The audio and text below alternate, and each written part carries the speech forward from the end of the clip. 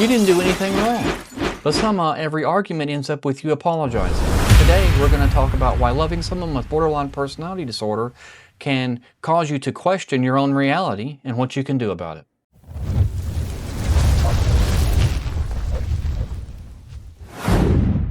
Borderline personality disorder is probably one of the most misunderstood diagnoses in all of mental health. It doesn't look the same in every person. Borderline personality individuals are driven by intense, overwhelming fear of abandonment. And that's what's at the core root of this disorder. People with borderline personality disorder often struggle with a stable sense of self, extreme mood swings, impulsive behaviors, and relationship cycles that go back and forth from love and hate. Oftentimes we call this splitting or black and white thinking. They'll come into a relationship and they will love the person intensely, and then they'll withdraw if they feel there's any kind of chance of an abandonment. Borderline personality disorder is not a character flaw, but it is developed through a combination of genetics, trauma, environment, and learned defense mechanisms that those people have developed over time to help protect them from this fear of abandonment. But here is what people who are in relationships with these type of individuals need to understand. In borderline personality disorder, there is no middle ground. And that's what can destroy the relationship if it's not handled correctly. You either love them completely, or they're going to abandon you and you want to get away from them and push them away and cause them as much pain as you can. The relationship is either perfect or it's over. There's no in between. And when that type of thinking collides with real life interpersonal relationships, the people that are closest to them will often get caught up in the wreckage and not understand what's going on. Let's take a look at how this works in real life. Think about a woman at work. She feels overlooked. She feels like her boss is ignoring her. She keeps putting in all these hours and doing all this extra work, and nobody is paying any attention to the things that she's doing. She goes to a coworker and asks the coworker if they've been having any of those same issues, and she tells him what's some of the problems. The coworker validates her feelings. I'm having the same issues with this same boss, and if you have any other problems or any issues, come to me and I'll help you. Maybe there's something we can do together to help us get through this. In this situation, her feelings were validated and she was able to have an interpersonal connection where that person felt like she was the victim. Next, she goes home. She tells her husband, today has been a bad day. I don't know what to do.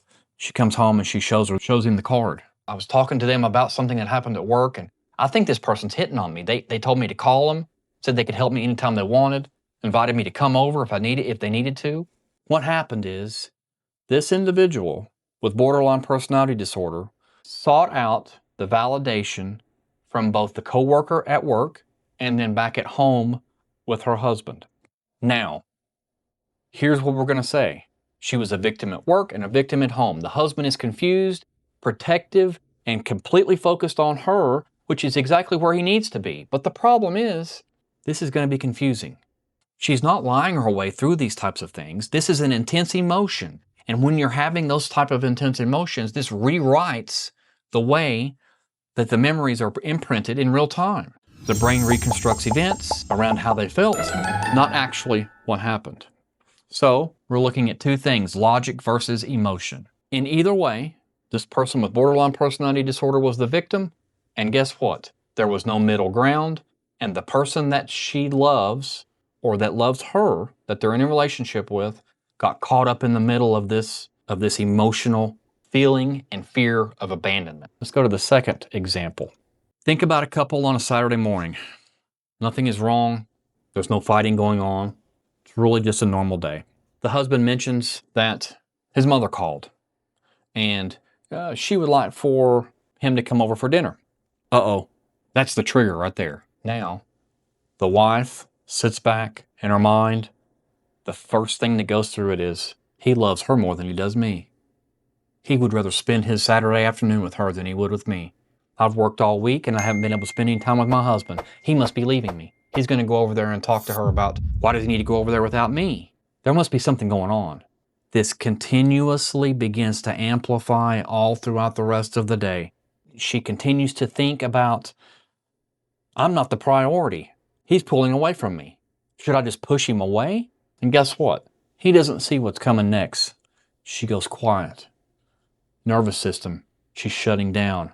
Then an argument starts. Has nothing to do with dinner. She's dealing with an internal fear of abandonment. He tries to logically work his way through this. That's not what's going on. Mom just wanted to see me, yada yada. She doesn't believe it. She doesn't believe his tone, and nothing he says can bring any reason into this situation. And eventually, he starts to wonder, what am I doing wrong? Maybe I'm the problem. Maybe I should just not answer the phone when my mama calls. He starts to avoid things that he needs to do because she has a fear of abandonment. Again, there's no middle ground. There's no logic that can work through it. There's no way that he can talk his way through the situation. It slowly begins to rewire how the relationship works through communication and through feedback. Now, let's talk about how to fix it. BPD is treatable. It's not something that you have to deal with for the rest of your life, but it is something that you're going to be working on for a good period of your life. But none of this works unless the person who has BPD recognizes that they have a problem and that there's something that they genuinely need to work towards so that they can make some change. This work is slow. This work is hard. This work requires a lot of effort from both sides, husband and wife. Either way, no matter who has the borderline personality disorder. Individuals with borderline personality disorder frequently don't show up to therapy, are inconsistent with therapy, and have trouble dealing with or controlling these emotions. Number one, for the person who's in the relationship with someone with borderline personality disorder, stop trying to win the argument. You're not going to be able to logically get it through what you're trying to say. Basically, what's happening here is this individual with BPD is operating out of the emotional mind. Marsha Linham, who is the creator of DBT, describes the emotional mind as where the feelings override everything, including logic and reason. DBT is the only known or the most effective therapy for borderline personality disorder. And in this therapy, there is a technique called the wise mind. And that's where you've got two circles, and in the middle, you have what's called the wise mind. Emotional, logical, and in the middle is the wise mind. You cannot argue somebody back to reality, especially when they're in the emotional mind. You have to give them time to calm down so that they can be able to engage in conversation more effectively. Number two, look into finding somebody who specializes in dialectical behavioral therapy. That's what it's called. Currently, the only empirically supported treatment for BPD, and in this type of therapy, it teaches emotional regulation, distress tolerance, mindfulness, interpersonal skills, and it works on building back in this person the ability to work out of the wise mind. Dialectic behavior, wise, mind, emotional, logical, they have a crossing place, and you have to be able to put those together. Number three, get some sort of support for yourself. If you're a partner and you have a wife that's been dealing with borderline, I would also seek out getting help, because a lot of times they turn this back on you and make you the problem. You're the reason why all this is going on. You're the reason for the arguments. You're the reason for the fighting. You're the reason we're going to get a divorce. All of these things can leave you feeling like maybe you are the problem. You have to be able to work through this together so that you can learn how to soothe one another and effectively deal with these emotions. You don't want to wind up getting into these emotional bouts with one another. If you see the borderline personality disorder is getting emotional, then they need to back off and don't engage, because the damage is real and it doesn't heal on its own. You're gonna need to get some help, both individual, and if it's bad enough, sometimes you need to get family therapy or couples therapy. The one key takeaway that I would like to take from this video: if you're in a relationship with someone who has been struggling with borderline personality disorder and you feel confused, exhausted, frustrated, and don't know where to turn, you're not the problem. As long as you have not engaged in the distortions, you don't feed into the cycles, and you don't match their emotional intensity with your own emotional intensity.